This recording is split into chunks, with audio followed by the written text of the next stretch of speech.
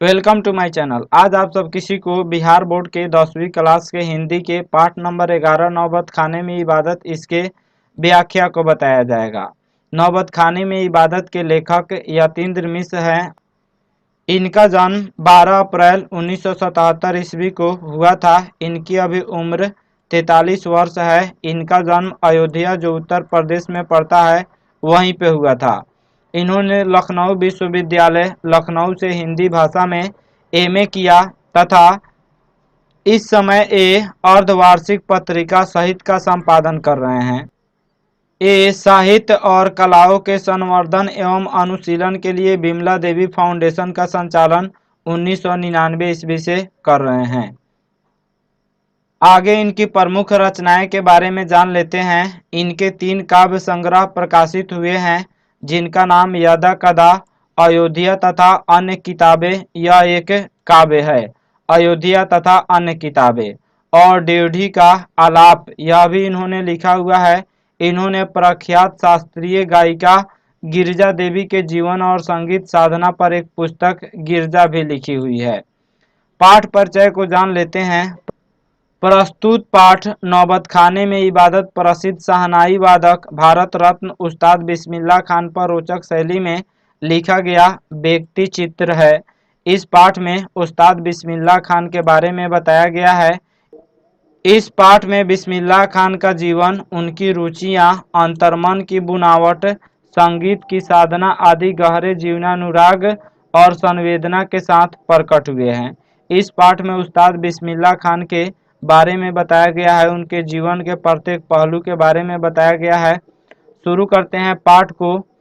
प्रस्तुत पाठ नौबत खाने में इबादत में शहनाई वादक उस्ताद बिस्मिल्लाह खान के जीवन चर्या पर उत्कृष्ट वर्णन किया गया है। इन्होंने किस प्रकार शहनाई वादन में बादशाहत हासिल की, इसी का लेखा जोखा इस पाठ में दिया गया है। 1916 ईस्वी से 1922 ईस्वी के आसपास काशी के पंचगंगा घाट स्थित बालाजी मंदिर के ड्योढ़ी के उपासना भवन से शहनाई की मंगल ध्वनि निकलती है। उस समय बिस्मिल्लाह खान 6 साल के थे। जब 1916 से 22 ईस्वी के बीच काशी किसको कहा जाता है तो वर्तमान बनारस का पुराना नाम काशी है। वहां से जब शहनाई की मंगल ध्वनि गूंजती है तो उस समय बिस्मिल्लाह खान मात्र 6 वर्ष के थे। उनके बड़े भाई शमसुद्दीन के दोनों मामा अली बख्श तथा सादिक हुसैन देश के प्रसिद्ध शहनाई वादक थे। आगे है उस्ताद बिस्मिल्लाह खान का जन्म डुमराव जो बिहार में पड़ता है में एक संगीत प्रेमी परिवार में 1916 ईस्वी में हुआ था। इनके बचपन का नाम कमरुद्दीन था। सभी कोई बिस्मिल्लाह खान को कमरुद्दीन के नाम से जानते थे। वह छोटी उम्र में ही अपने ननिहाल किसको कहा जाता है, मामा नाना के घर को ननिहाल कहा जाता है, तो वह छोटी उम्र में ही अपने ननिहाल काशी चले गए और वहीं अपना अभ्यास शुरू किया। 14 साल की उम्र में जब वह बालाजी के मंदिर के नौबत खाने में रियाज के लिए जाते थे। रियाज का मतलब अभ्यास होता है। तो जब वह अभ्यास के लिए जाते थे तो रास्ते में रसूलन बाई और बतूलन बाई का घर था। इन्होंने अनेक साक्षात्कारों में, साक्षात्कार जिसको इंटरव्यू कहा जाता है, तो इन्होंने अनेक साक्षात्कारों में कहा है कि इन्हीं दोनों गायकी बहनों रसूलन बाई और बतूलन बाई, इन्हीं दोनों गायकी बहनों के गीत से हमें संगीत के प्रति आसक्ति हुई है। इन्होंने बहुत सारे इंटरव्यू में इस बात को स्वीकार किया है कि जो 2 बहनें थी जो रास्ते में इन लोगों का घर पड़ता था, उन्हीं दोनों के गायन से यह और ज़्यादा संगीत से आकर्षित हुए हैं। शहनाई को शाहने अर्थात सुशीरवादियों में शाह की उपाधि दी गई है। शहनाई जो है यह सुशीरवाद में गिने जाते हैं और इन्हें सुशीरवादियों में शाह का मतलब राजा होता है, इसकी उपाधि दी गई है। अवधी पारंपरिक लोक गीतों और चैती में शहनाई का उल्लेख बार बार मिलता है। अवधी एक प्रकार का जो है गीत है, एक लोक गीत है, और चैती भी लोक गीत है और इस गीत का गायन होता है, तो इसमें भी शहनाई का उल्लेख बार बार मिलता है। आगे है बिस्मिल्लाह खान 80 वर्षों से सच्चे सुर की नेमत मांग रहे हैं। बिस्मिल्लाह खान अपने आप को यह मानते हैं कि मुझे आज तक सच्चे सुर नहीं मिला हुआ है।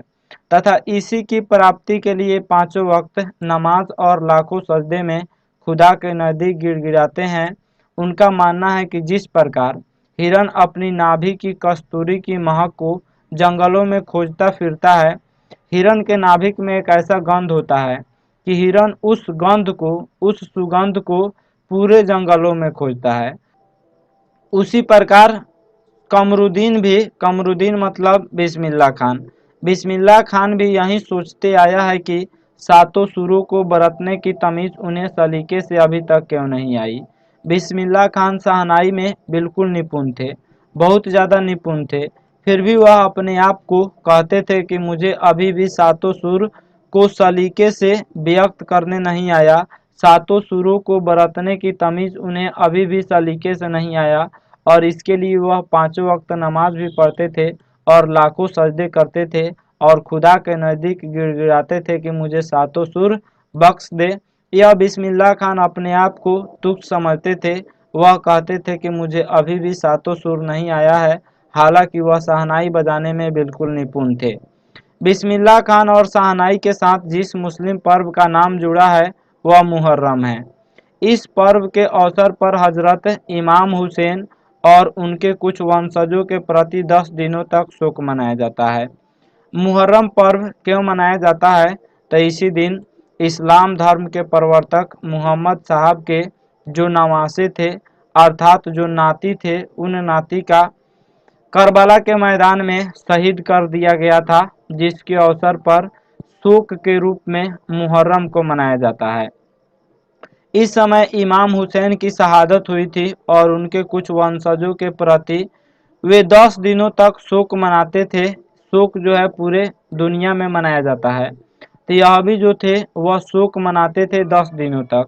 इस शोक के समय बिस्मिल्लाह खान के खानदान का कोई भी व्यक्ति न तो शहनाई बजाता है और न ही किसी संगीत कार्यक्रम में भाग लेता है।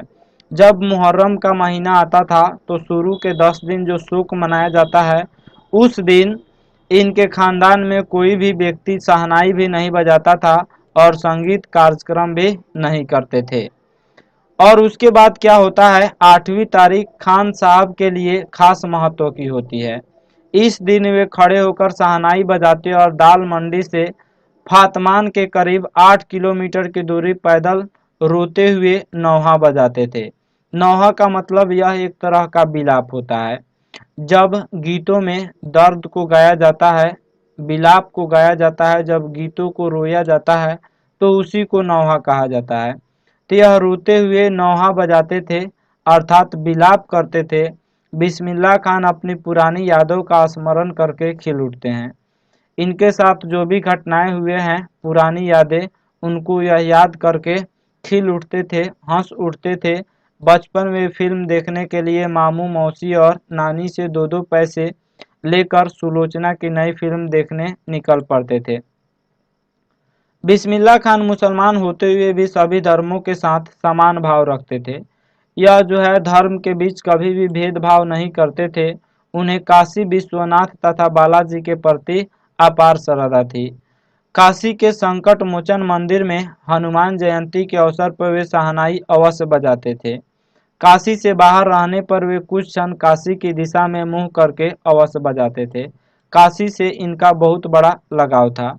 यह जो है जब भी कहीं भी शहनाई बजाने जाते थे तो सबसे पहले काशी की तरफ मुंह करके थोड़ा बजाते थे, तभी शहनाई बजाते थे। उनका कहना था कि क्या करें मियाँ, काशी छोड़कर कहाँ जाए। लोग उन्हें काशी छोड़ने की बात करते हैं तो फिर वह कहते हैं कि क्या करें मियाँ, काशी छोड़कर कहाँ जाए। गंगा मैया यहाँ है, बाबा विश्वनाथ यहाँ है, बालाजी का मंदिर यहाँ है। काशी को संगीत और नृत्य का गढ़ माना जाता है। जब बिस्मिल्लाह खान से कहा जाता था कि आप दूसरे शहरों में क्यों नहीं रहते हैं, तो फिर इन्होंने कहा कि काशी से इनका बहुत ज़्यादा प्रेम था, काशी से बहुत ज़्यादा लगाव था। तो इन्होंने कहा कि गंगा मैया यहाँ है, गंगा मैया से भी इनका बहुत ज़्यादा प्रेम था और बाबा विश्वनाथ से भी बहुत ज़्यादा प्रेम था और बालाजी के मंदिर से बहुत ज़्यादा प्रेम था। तो वह इनको छोड़कर नहीं जाना चाहते थे, इसलिए इन्होंने अपनी पूरी उम्र बनारस में गुजार दी। काशी को संगीत और नृत्य का गढ़ माना जाता है।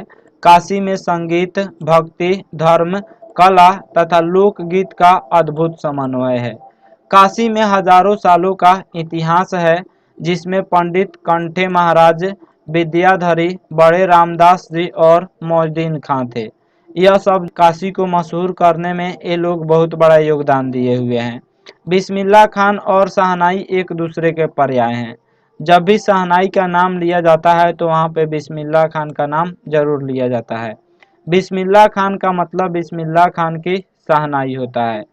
एक शिष्या ने उनसे डरते डरते कहा, बाबा, आपको भारत रत्न मिल चुका है, अब आप फटी लुंगी न पहना करें।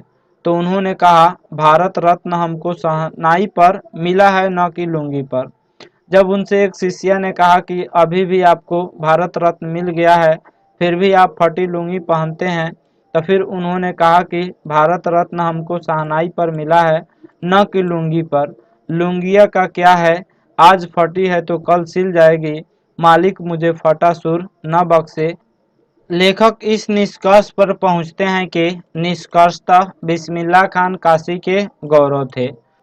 उनके मरते ही काशी में संगीत, साहित्य और अदब की बहुत सारी परंपराएं लुप्त हो चुकी है। जैसे ही बिस्मिल्लाह खान की मृत्यु हुई, काशी जो है वह अपना संगीत, साहित्य और अदब की बहुत सारी परंपराएं को लुप्त कर चुका है। लोग जो है उनके आदर्शों पर नहीं चल रहे हैं। वे दो कौमों के आपसी भाईचारे के मिसाल थे, जो बिस्मिल्लाह खान थे। यह दो कौमों, कौम का मतलब जाति होता है, तो दो जातियों के आपसी भाईचारे के मिसाल थे। खान साहब शहनाई के बादशाह थे। यही कारण है कि इन्हें भारत रत्न, पद्म भूषण, संगीत नाटक अकादमी पुरस्कार तथा अनेक विश्वविद्यालय की मानक उपाधियां इन्हें मिली हुई है। वे 90 वर्ष की आयु में 21 अगस्त 2006 को खुदा के प्यारे हो गए। आशा करता हूँ यह वीडियो आप सब किसी को अच्छा लगा होगा। इस वीडियो को लाइक करें, हमारे चैनल को सब्सक्राइब करें तथा अधिक से अधिक फॉरवर्ड करें। Thank you watching my video.